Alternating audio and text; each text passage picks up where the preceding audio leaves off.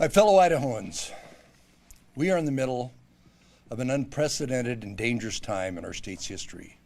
With every day that passes, we are breaking records for the number of COVID deaths, the number of overall hospitalizations, and the number of new cases in communities all across our state. 749 of our fellow Idahoans have died from this aggressive disease, leaving a hole in the hearts of those who love them. Thousands of our fellow Idahoans of all ages have been hospitalized, suffered immensely because of COVID. In fact, about 40% of hospitalizations have been among those in their 40s and 50s and younger. Our coronavirus response has been about protecting our at-risk loved ones from this highly contagious and damaging respiratory disease. Our pandemic response also has been about preserving and elevating healthcare capacity so that we can all have access to care whether we have COVID or not, as demonstrated in my chart. Our hospitals and other healthcare providers are telling us too many healthcare workers across Idaho are out sick with COVID and they are contracting it within the community. And doctors and nurses who are healthy are overworked and burned out. This is the biggest challenge facing healthcare right now, the availability of trained, healthy nurses and doctors to care for all patients, not just COVID patients. And our hospitals are telling us that traveling nurses are increasingly hard to find. Idaho's largest healthcare provider just announced they won't schedule certain elective surgeries and procedures until Christmas. Our healthcare facilities are facing the same situation.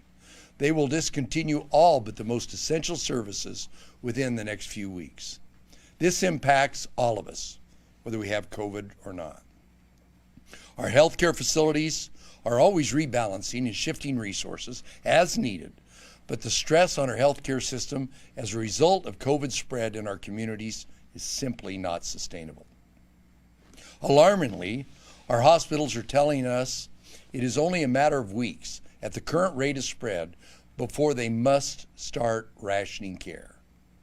This means they will have to turn away people from the ER, or they will be unable to provide the best care for patients with COVID, heart attacks, strokes, and other health issues. This is unacceptable, and more must be done. Today, I am signing an executive order mobilizing the Idaho National Guard to respond to this emergency and expand capacity within Idaho's medical and long-term care facilities. The National Guard is always ready to assist with the emergencies and natural disasters. They are heroes and an incredible resource in times of need. My executive order calls up 100 guardsmen to increase critical access in healthcare statewide. Adjutant General Mike Garshak is here and will expand on how guardsmen will assist. Folks, all along our pandemic response has been driven by science. The science tells us that transmission is happening in small group settings with our friends and loved ones, where we tend to let our guard down about physical distancing and masks. Taking the right action in public is incredibly important, but it's more important that we continue those practices in all areas of our lives.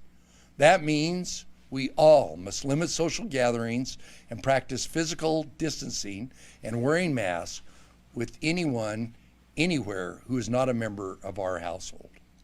The science also tells us that transmission is not happening primarily in classrooms, which continue to be safe places to work and learn, but during the ancillary gatherings around schools. Today, I'm also signing a statewide public health order rolling Idaho back to stage 2 of our Idaho Rebounds plan with some modifications. What does that mean? It means gatherings of more than 10 people, indoor or outdoor, are prohibited. This does not pertain to religious or political expression. It means at-risk Idahoans should self-isolate. It means all Idahoans are encouraged to telework whenever possible and feasible. It means masks continue to be required at long-term care facilities. It means bars, nightclubs, and restaurants continue to operate, but patrons must be seated other than to enter and exit. This does not mean Idaho's economy is on lockdown. Businesses and churches will remain open under the new statewide public health order. However, all individuals and businesses should continue following recommended protocols to minimize transmission, including wearing masks when around others not in your household. Those protocols are available at rebound.idaho.gov. I want to reiterate something I have said many times before. It is very important that our students remain in their classrooms for in-person instruction as much as possible. We put millions of dollars towards the safe reopening of schools. Schools are controlled environments, and they remain safe places to work and learn when protocols are followed. School buildings are not the place where most virus transmission is occurring. The school closures threaten the biggest capacity issue facing our healthcare system, the availability of healthy workers. If a healthy nurse or doctor has to stay home to facilitate on-time online learning for their children, then they can't care for the sick and get us through this crisis. Our kids need to remain in school for in-person instruction as much as possible. I also want to talk about masks. COVID-19 is a highly contagious respiratory disease that spreads by spraying droplets from your mouth onto others by talking, sneezing, or coughing. Masks not only prevent you from spraying droplets on others, but it prevents you from breathing in the droplets from others and catching the disease. It's that simple. It is a fact that has been supported by countless scientific studies. Half of Idaho's population is under a current local ordinance requiring masks, but we are seeing non-compliance with these local orders. Or people are wearing their masks in public, but then taking them off in social settings, such as parties and other gatherings with friends, where the virus is more likely to spread. Law enforcement has the ability to cite individuals for violating local ordinances, but law enforcement cannot be everywhere all the time. That is why I maintain that this comes down to personal responsibility. Please wear a mask when you're around another person who's not in your household. It will protect you and your loved ones. It will slow the COVID spread.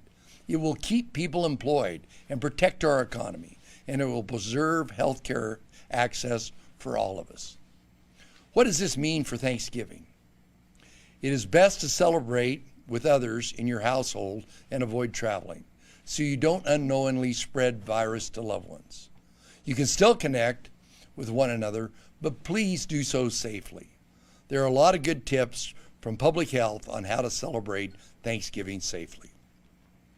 I know these are difficult times and difficult choices. I continue to have great confidence in the people of Idaho to do the right thing, to protect themselves and their loved ones during this challenging time of our history. I want to introduce our first guest. Amelia Cortez is a young mother. She contracted COVID-19 while 8 months pregnant and ended up in the ICU. I want to thank Amelia for sharing her very difficult experience with COVID. Amelia, welcome. Hello, thank you for having me. Today I'm going to be sharing my personal experience with COVID. I was in ICU in May for 3 weeks. During that time I had my daughter, and when I first got sick with coronavirus, I thought that I was just pregnant, out of breath, but little did I know COVID was taking over my body, and my lungs were shutting down. I wrote something here, a quick little something that I would like to share with you guys. Especially for my age group, I feel like a lot of us young adults, we like to go out with our friends, we like to go out to dinner, and we tend to get careless, and I think we as young adults need to activate and wake up, because this thing, COVID, is real, and it's here to attack our lungs.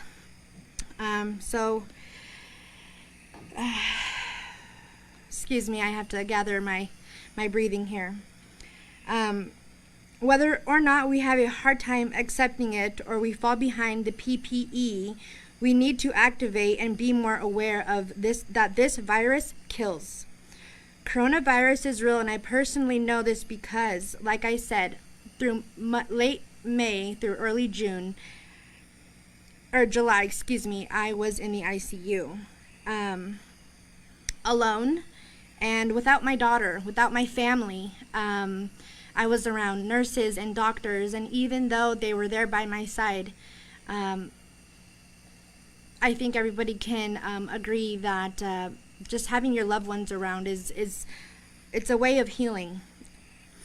I checked into St. Luke's on a late night because I could not breathe.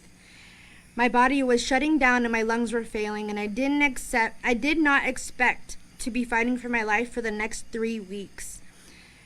The next day, I gave birth to my daughter, and I knew I had to be separated from her due to this pandemic, and inside I cried because I was too weak to cry on the outside. My OBGYN held my daughter, and I remember saying, "Is that my baby?" And I let out a tear. Instead, my daughter was removed from my room, but never from my sight. It was instantaneously that all St. Luke's fell in love with my daughter, 7. A few days into my hospital stay, I fought for my daughter to be sent home to my mom. But little did I know, my daughter had already been sent home, and I had lost 3 days. Everything was a blur. Now 2 weeks have passed into my sedation, and I had no idea that I was being flipped over for 16 hours onto my body. And sometimes when I would come to out of my sedation, I would end up in different countries, like East Asia. I woke up in some states, California, Arizona. I even woke up in the basement of Albertsons. And just the deliria and the hallucinations that I was experiencing were horrid. I was in a different world. And people have this misconception that in the hospital we're just connected to a tank. No, I was connected to a machine on the wall that would breathe for me at 15 liters. And if anybody knows anything about tanks and oxygen, 15 liters is quite a lot. So just again, to my peers, I really hope that you guys can really understand where I'm coming from and take this seriously, because I almost lost my life, and I am, as you can see, still dealing with the repercussions. I am not able to work, and I have to carry around an oxygen tank with me wherever I go. When I got out of the hospital, my mother had to bathe me. She had to dress me. She had to brush my hair, help me with my makeup. I could not walk 10 steps without feeling like I was going to collapse. And at night, it seems to get worse. I don't know why, but maybe it's because of the activity. But when you are laying in your bed at night and you feel like something is sitting on your chest and you don't know why, you go and you look at your cords to see if they're kinked or if anything is in your way, and it's not. It's your lungs that are damaged. So I don't want to see any of my loved ones or anybody else out there experience what I go through or what I went through and currently dealing with. I like to personally thank St. Luke's. I like to thank all my nurses. Rachel, I know you're listening. Thank you for removing my tube and for taking care of me. I like to thank my mother who was there by my side through everything, and my family. Lawrence Crow, I like to thank you for sticking by my side and understanding that I'm healing, and just everybody else that's having me here, and anybody who is listening to this. I hope that you can just really understand that this is serious, and we need to be more careful and take more precaution. Thank you.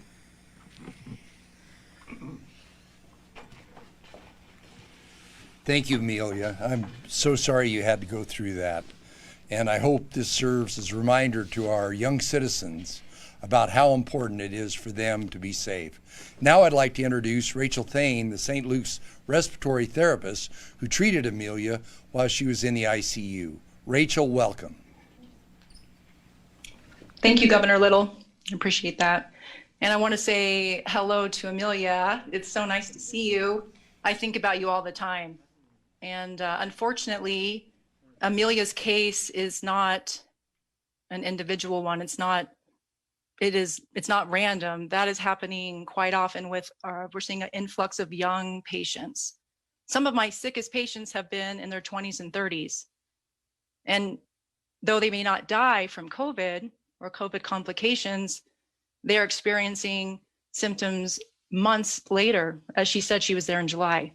So respiratory distress can damage your lungs. You can be required to be on oxygen like she is.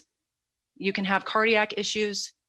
I just had a patient admitted who was in his 30s, very healthy patient, but now he has 25% pumping from his heart. So we're dealing with that right now. So that's what I'd like to say about the experience in the ICU is I hear from the community, well, I'm not old, I'm not sick.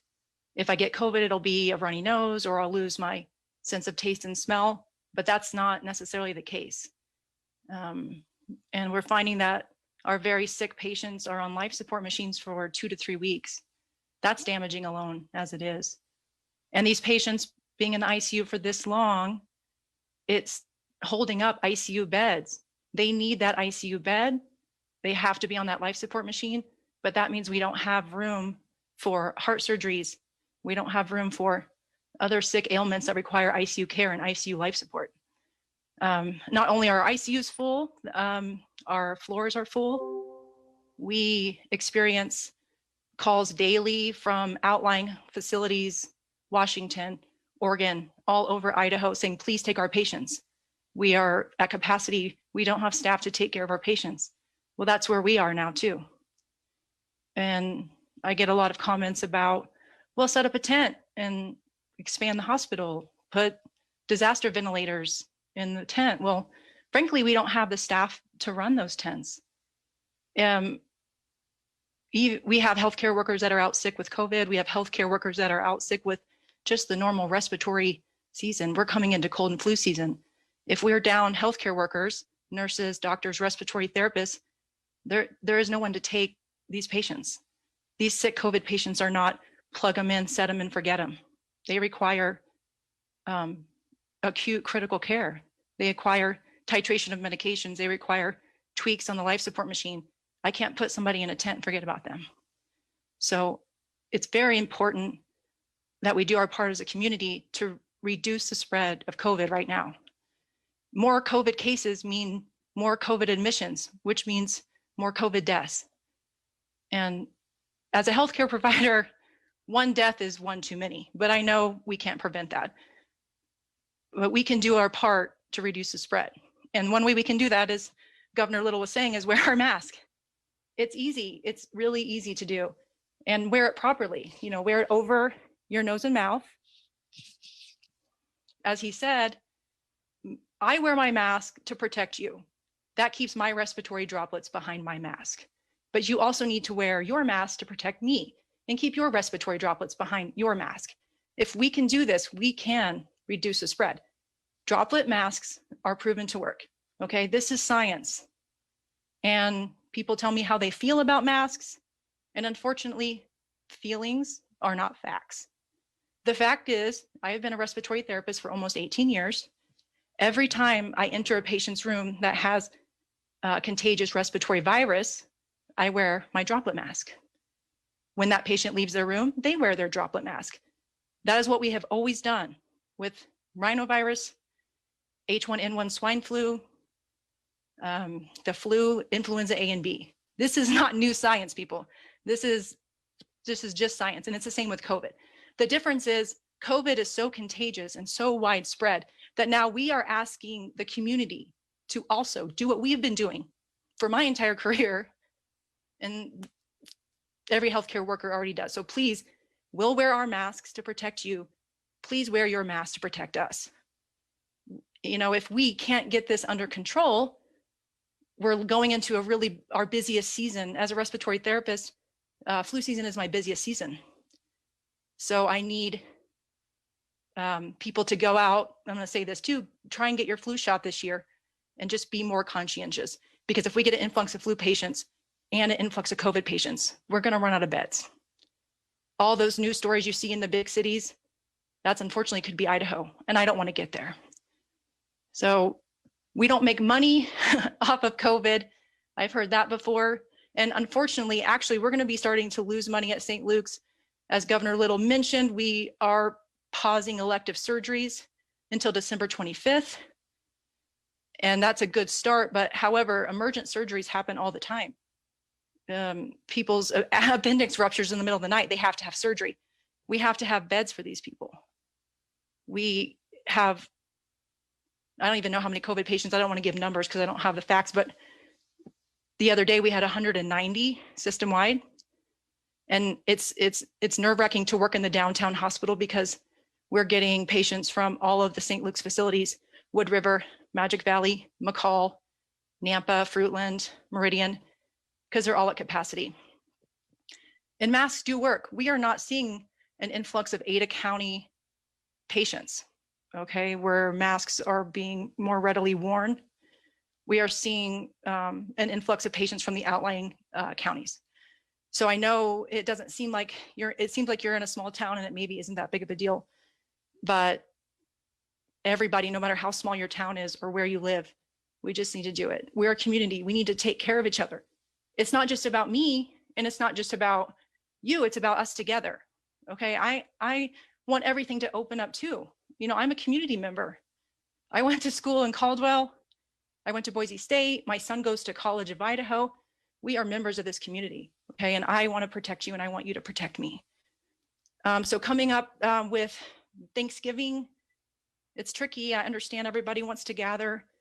Just as Governor Little was saying, staying within your household is going to be very effective. Not traveling is going to be very effective. I just don't want this to be out of control and have a huge influx of patients after Thanksgiving break. We want, as he said, it's important for our kids to be able to go to school. I want that to happen, but if we can't get COVID under control, then we're not going to get there. Okay, we're going to be rolling back phase after phase after phase. So please, I'm begging you as a healthcare provider, help us, help us take care of you. I've been taking care of COVID patients since March. I have not contracted COVID. I am not going to contract COVID in the hospital.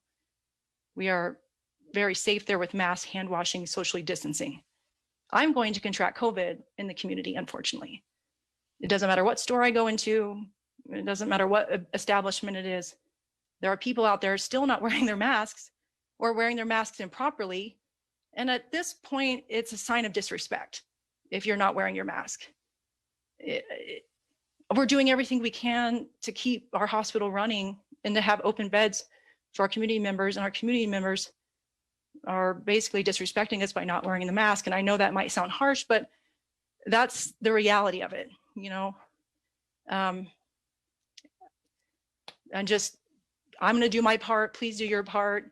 And once again, Amelia, so great to see you. Thank you so much. And unfortunately, her incident is not isolated. I don't want to see any more mothers lose time with their babies, not being able to bond.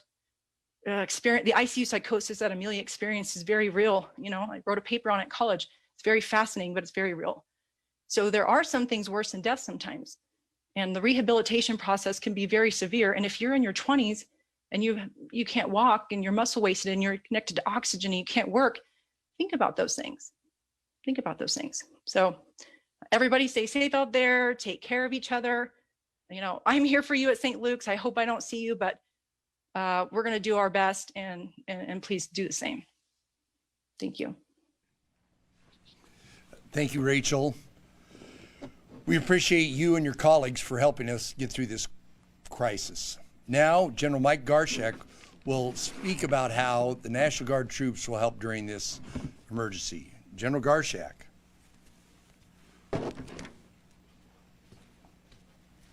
Thank you, Governor. Good afternoon. I appreciate the opportunity to speak to you today and would like to begin by reminding you of something I said when Idaho first began addressing the COVID-19 pandemic. When the Idaho National Guard is called, it's your friends, your family, and your neighbors coming together to support our communities. We're all citizens of Idaho working toward the same goal. And although this ongoing crisis differs from past emergencies, such as floods and fires, our principles remain the same: to help our community by supporting local jurisdictions, city governments, and state agencies ensure public safety. Throughout this crisis, the Idaho Military Division has been in constant communication with the Governor's Office, allowing us to anticipate and effectively respond to requests for support. The Idaho National Guard, part of the Idaho Military Division, is prepared to provide a host of capabilities to include mobile testing support, facility decontamination, or COVID screening, in addition to our ongoing planning and logistics support.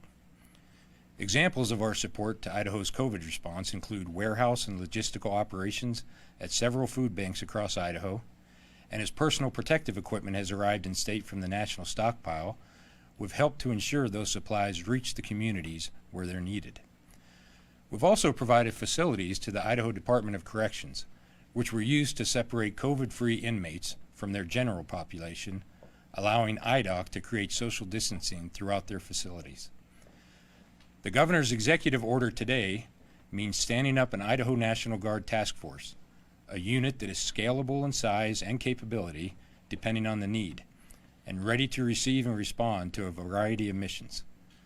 And although the missions may vary, we see the immediate need in assisting our healthcare professionals at medical and long-term care facilities throughout the state. By focusing our personnel on missions such as decontaminating healthcare buildings, conducting COVID screening and/or COVID testing, Idaho National Guard personnel will free up healthcare providers, allowing them to focus on medical care. The Idaho National Guard stands ready as always to help ensure our communities have access to food, shelter, medical assistance, and other basic needs. No matter the mission, the Idaho National Guard is a resource capable of providing an effective and professional response. Thank you, Governor. Thank you, General.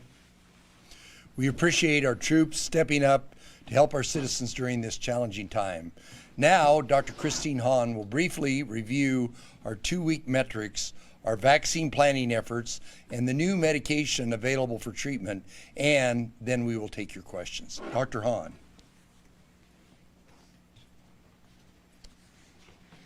Thank you, Governor. I'd first like to review the metrics. So it'll be no surprise to any of you that things are not trending in the right direction, thus our concern today. The number of cases, as you can see in the upper graph, are continuing to rise, with over 1,000 cases reported on several days. In addition, the percent of tests that are being done that are positive for COVID are increasing and continue to increase. Next slide, please. We do have available ventilators and ICU beds right now in the state. However, as you've been hearing, that is not what we want to rely on as we work our way through this. We'd rather not have to use those ICU beds and ventilators. Nonetheless, it is good to know that we do have them in place. Also, right now, hospitals are reporting that they have enough PPE on hand so that they are able to protect their workers, like Rachel, from getting infected. Next. However, we continue to have way too many hospital admissions per day. We set a goal of fewer than 8 admissions per day, and as you can see, we are not near that at this point. Next slide. And also, we continue to have people in the ICU, again, far more than our goal of fewer than 25 per day. Of course, we'd like to see nobody in the ICU, but we are clearly far away from that. And I believe that's my last slide, but please forward it if there's anything else on there that I missed. Okay. There are 2 other things I wanted to talk about. One is that some hopeful news. One is you're aware that there is a vaccine for which very good news was announced by Pfizer, that they were seeing very good efficacy of that vaccine in protecting their folks that volunteered for the trials, protecting them from COVID. We have in Idaho convened a vaccine advisory committee, and you can go on the coronavirus.idaho.gov website and see a list of we are very proud of the broad group of stakeholders we have brought together from the medical, healthcare, social services, and other groups to all work together to try to help us move forward, understand who should get limited supplies of vaccine first. We will be following, of course, waiting for the FDA to first authorize this vaccine to be used. We'll also be looking towards CDC, which has a vaccine advisory committee that will help determine broadly who will be getting it first. We think it'll most likely be healthcare workers. And our job in Idaho will be working with our vaccine advisory committee how to get it out quickly and effectively to those healthcare workers that the advisory committee feels should be getting it first. So for example, persons that work in hospitals, person that work in clinics where they're seeing COVID patients, that type of thing. They've met twice already. It's been a really productive and wonderful conversations, and you can go to the coronavirus.idaho.gov site to see more about the committee and their work. And lastly, I just want to talk about the new medication that is now available for patients with COVID. This was just also authorized by the FDA, and the name is a mouthful. It's bamlanivimab. Bamlanivimab, very hard to say quickly, and I'm hoping they come up with a brand name soon. This monoclonal antibody has been shown to be effective for patients with more milder disease who are at risk for being in the hospital but are not in the hospital.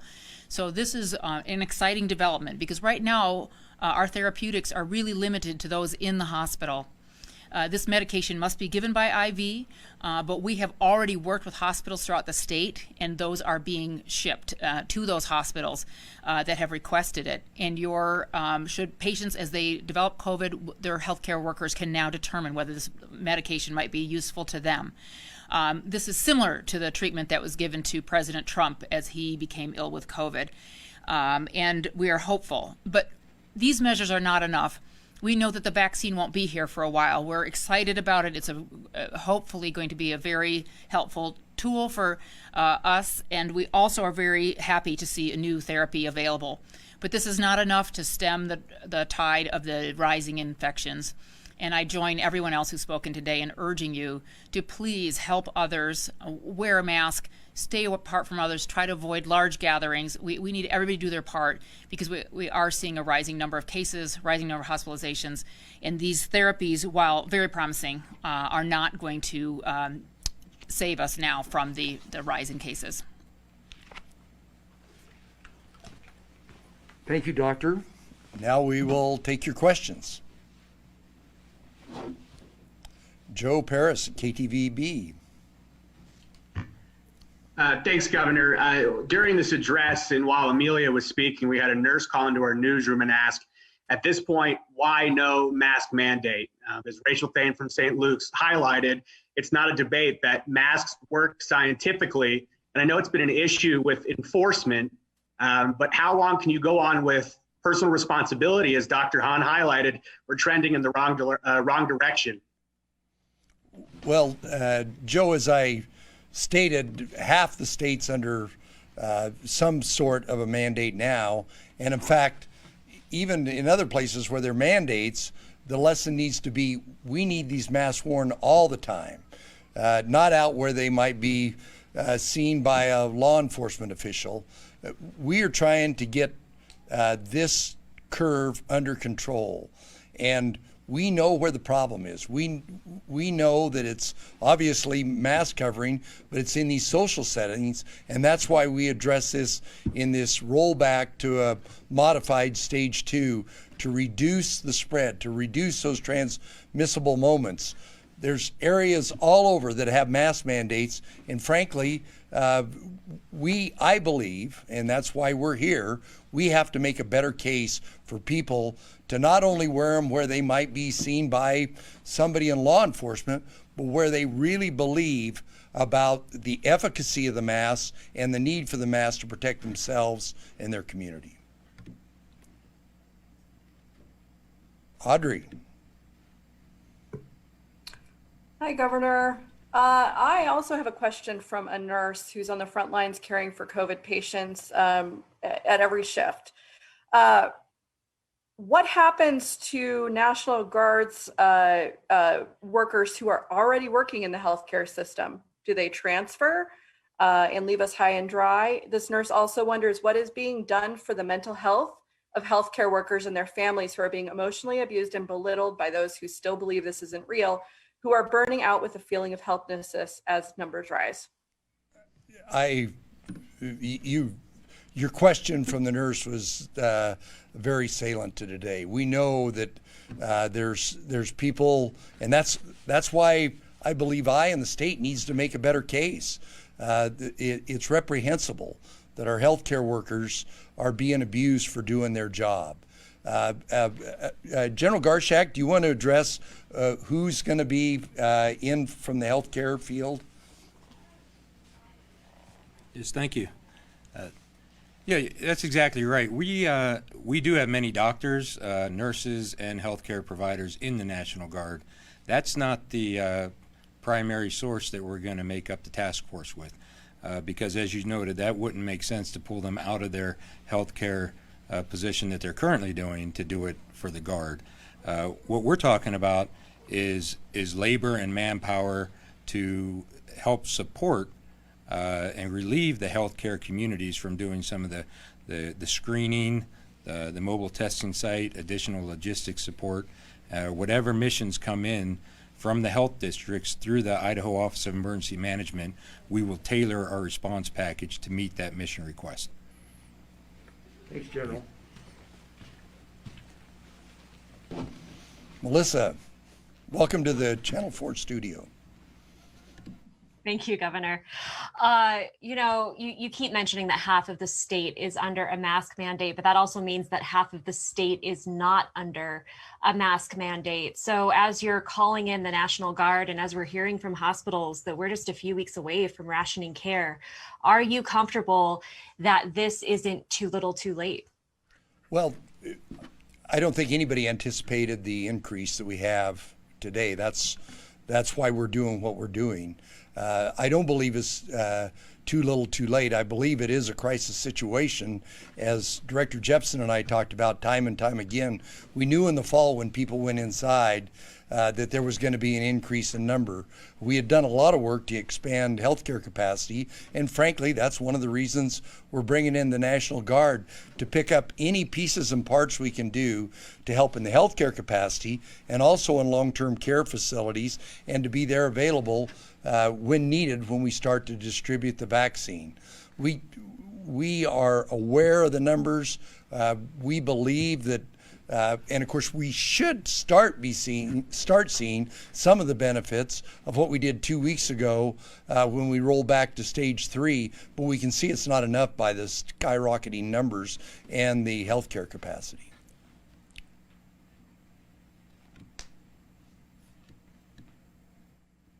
Betsy. Governor, our neighboring state of Utah I've heard has mobilized their National Guard as well and is using them in part for contact tracing. This is something that our health districts have said they are overwhelmed on and finding it very difficult to do.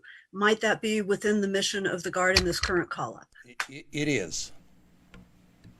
Okay, and then second question, in your limiting of gatherings to just 10 people, how do businesses operate if they cannot have more than 10 people inside a facility, say a retail facility or a restaurant? How does that apply to businesses? This does not apply to either one of those examples that you gave. And in fact, we know from the contact tracing that we're doing now that in schools, in businesses, particularly where people are wearing face coverings, keeping distancing, and they're only having brief contact, businesses in particular, there's only brief contact, that isn't the problem. It's the casual social gathering that, and I hear this, I talked to Governor Herbert this week and Lieutenant Governor Cox about this very issue. The problem, we know what the problem is, and that's why we addressed part of it 2 weeks ago, and we're addressing part of it now, and we're trying to inform the public about the incredible risk in these social settings, and in fact, in restaurants where they're doing the right thing and keeping people spaced out, there's not a lot of evidence, there's always a few, that's where the problem exists. Say in a large retail establishment, if they're not under a mask mandate, if they're not enforcing or even recommending or supporting mask wearing, might that not still be a source of spread in our state at this point with the kind of community spread we have? Well, we continue to reach out, and there's lots of guidance for the retail establishments, but my experience is that's getting better all the time. Probably not at the rate we want it to get better, but it's getting better all the time. But that's why it's imperative for me to make my case to the people of Idaho about how important this is. Thank you. Scott. Governor, sir, I want to make sure I understand, modified stage 2 does not apply to businesses? Under modified stage 2, all businesses will be open. Then my question, sir, is you said you need to make a better case for the wearing of masks. What better case can you make? How would you do that? We just listened to Amelia and her story, which was riveting. We know that people are dying from this. How do you make a better case, sir? Well, I think Amelia and Rachel made a very compelling case. And frankly, I should have been doing a better job earlier getting the Amelias and the Rachels out in front of the people of Idaho, because what I've been pleading, and Director Jepson, no offense to Director Jepson, what we've been pleading every 2 weeks obviously hasn't been working as well as we'd like to see it. So that was part of the reason, and both of them were very credible and very sincere, and we're hopeful that that'll have a bigger impact. Hi, Don. Hey, Governor. Don with Boise Dev here. I've had a couple questions about ski resorts. As you noticed, it snowed today. Folks don't have a lot to do that's outside. Those are outdoor activities. How will these orders affect gatherings at Idaho's ski and snow resorts? Well, I'm familiar with some of the protocols that the ski resorts are putting in.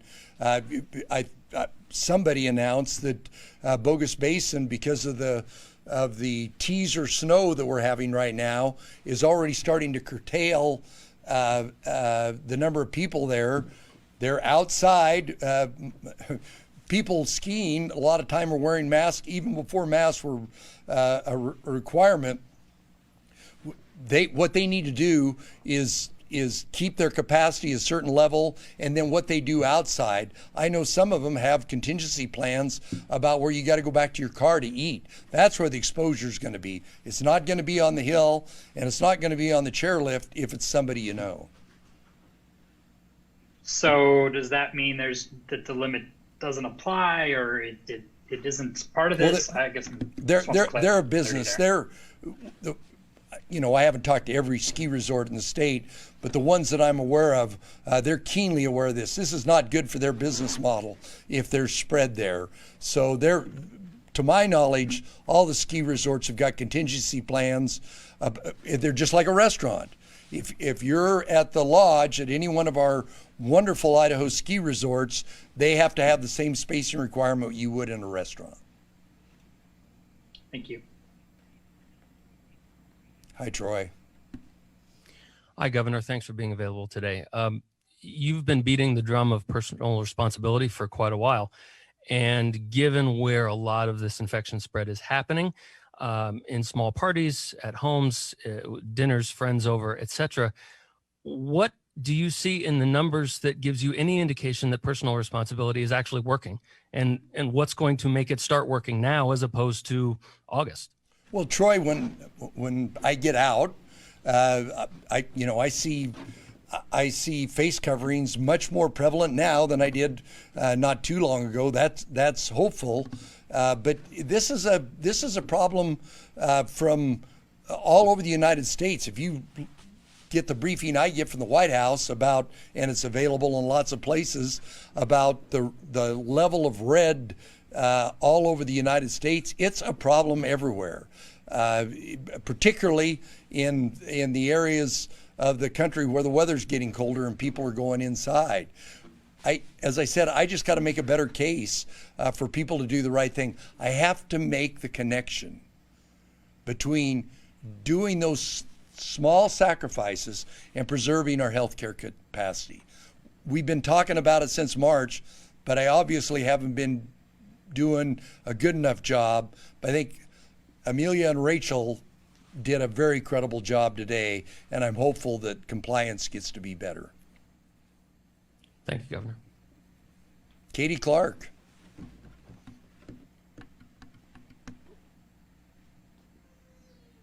Katie.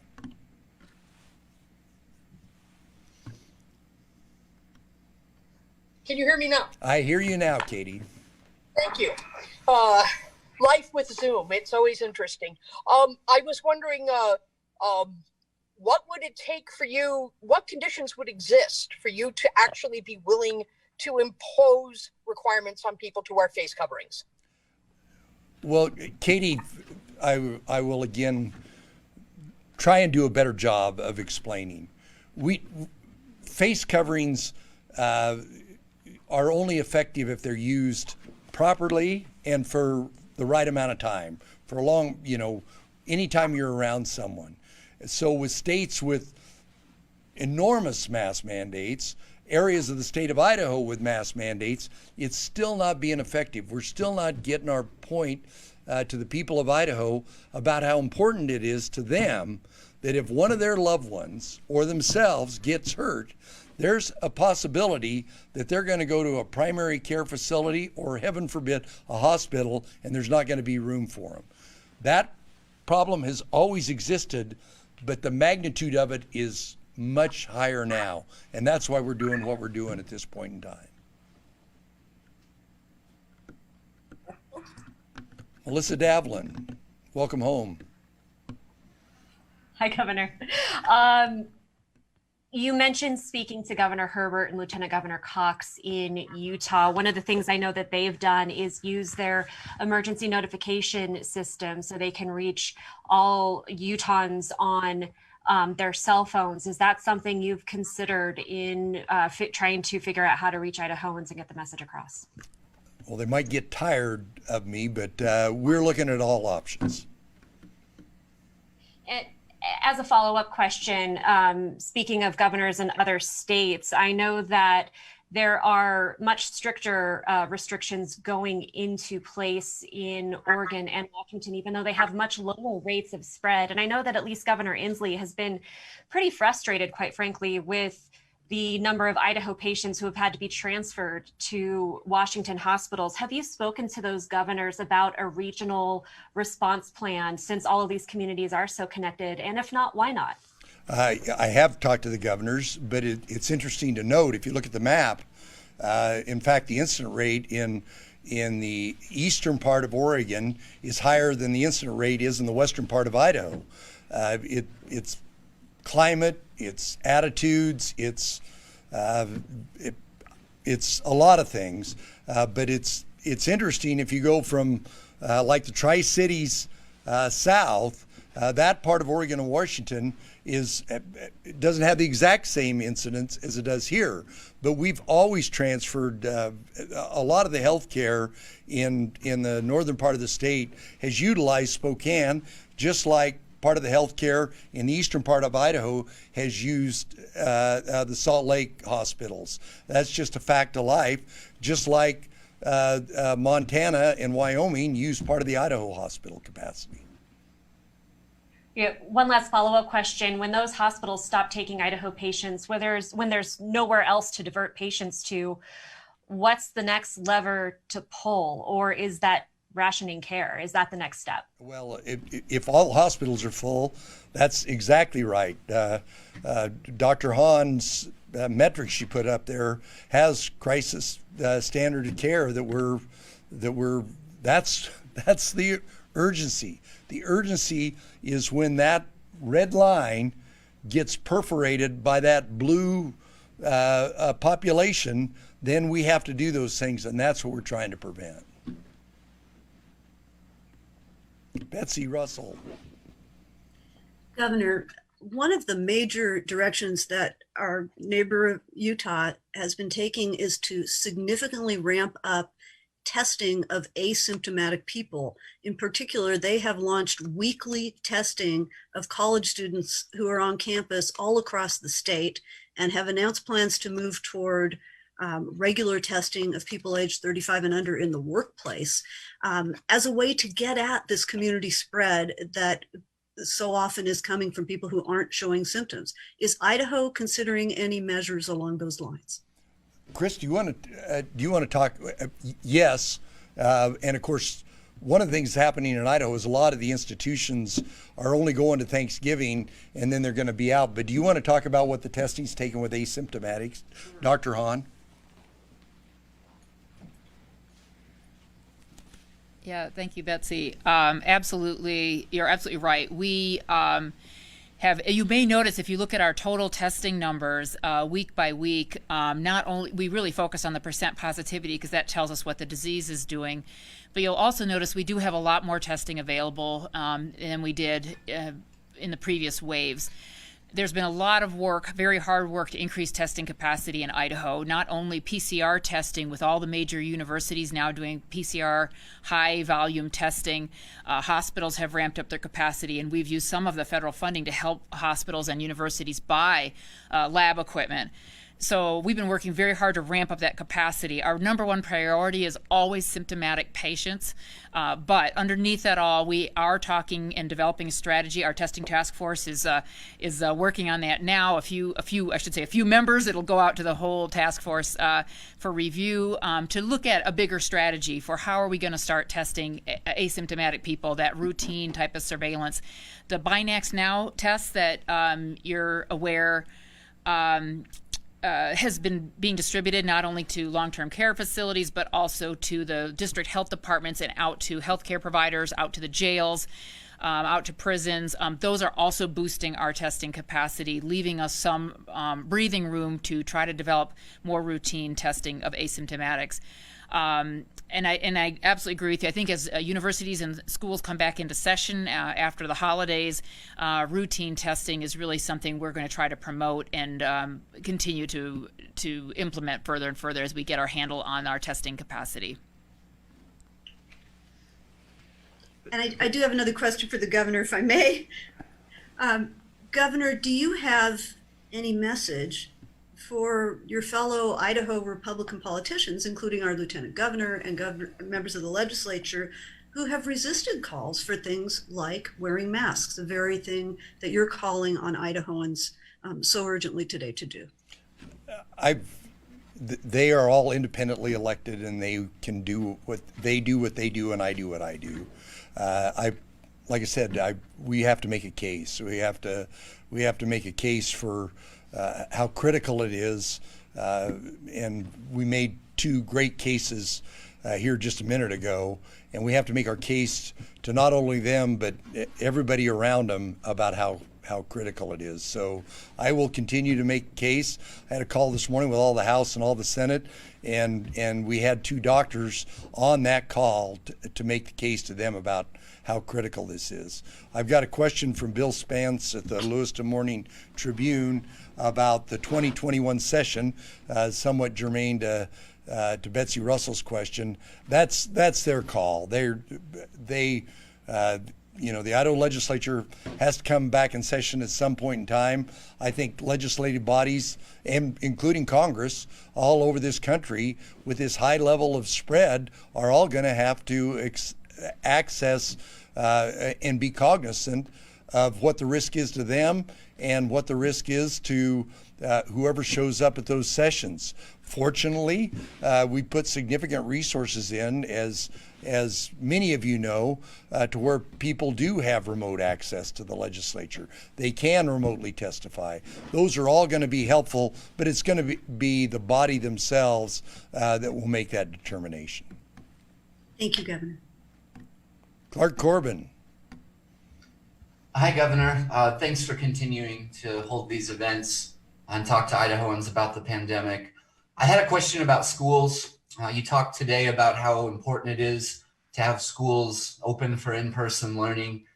As you know, yesterday there was a very difficult school board meeting where the Boise School District announced it will be moving to full remote learning after Thanksgiving because it cannot sustain operations. And I've been talking with school officials during your press conference today, and they've been asking if, as you activate the National Guard, if there's anything that they could do to help with schools because of all the personnel in quarantine, because of all the issues that they've faced. It sounds like a number of other school districts are in a similar situation to Boise where they just don't have enough staff. Well, we put, as you well know, and you've written about it, we put significant resources into our schools, but I am very empathetic to the administrators, to the trustees, to the classroom teachers, to everybody in our schools. But I will reiterate what I said in my prepared remarks about the fact that spread, if in some schools, in some school buildings, are vastly different from other schools, and that's why our back to school initiative that we did was to give all the resources we could available to schools about how best to address that. We're not taking anything off the table about what we're going to do, and there's nothing to preclude us from making resources available. But the best thing we can do if we want our kids back in school is do all those things that I just begged the people of Idaho to do to lower the spread to where we don't have the spread and the viral loading in the community. But nothing specific with this new order with the National Guard. I mean, I'm hearing from school districts that they can't fill substitute absences. They have, classrooms being unfilled. They're having to combine classrooms and have principals and people step in. Is there anything new that could be on the way to help? Well, I'll ask General Garshak to respond to it, but it's somewhat similar to the healthcare. The National Guard members that would be the most qualified are the ones that are already in a school somewhere. So I don't want to take it out of one school and put it into another. But Mike, do you want to talk about that? Yes, thank you. We're anticipating what our missions might be as they come to us through the Idaho Office of Emergency Management, which is part of the military division, so we work hand in hand with them daily. But as I anticipate what missions we might receive and we're preparing to respond to, could be the disinfectant of the buildings. And as we get these missions, based on the capability of our task force, we'll have to prioritize those requests as they come in. And that priority will lean heavily on the health district to help us establish where we can best be used to protect the citizens of Idaho. If that happens to be in the schools, decontaminating them overnight in between classes, then that's something we're prepared to do. Thank you. Thanks. Thank you, General. Keith Riddler, last question.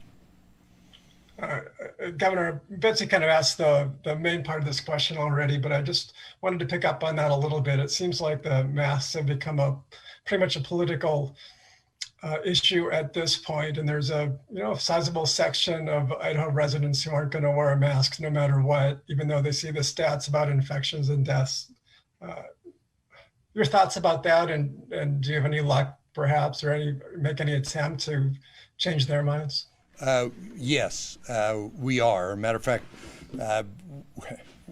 we've come to the profound conclusion that what we've been doing hasn't been working, and we're going to do more outreach, a bigger media presence, an awareness, a much higher level of awareness.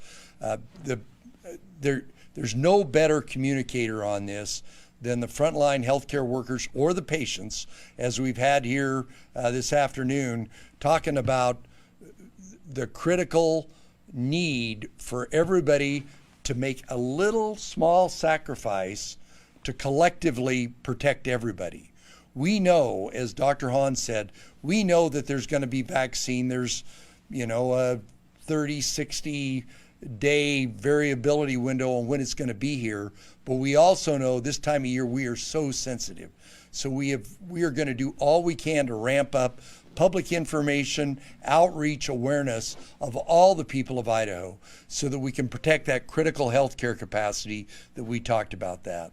With that, thank you all very much, and I appreciate it, and help us get the message out.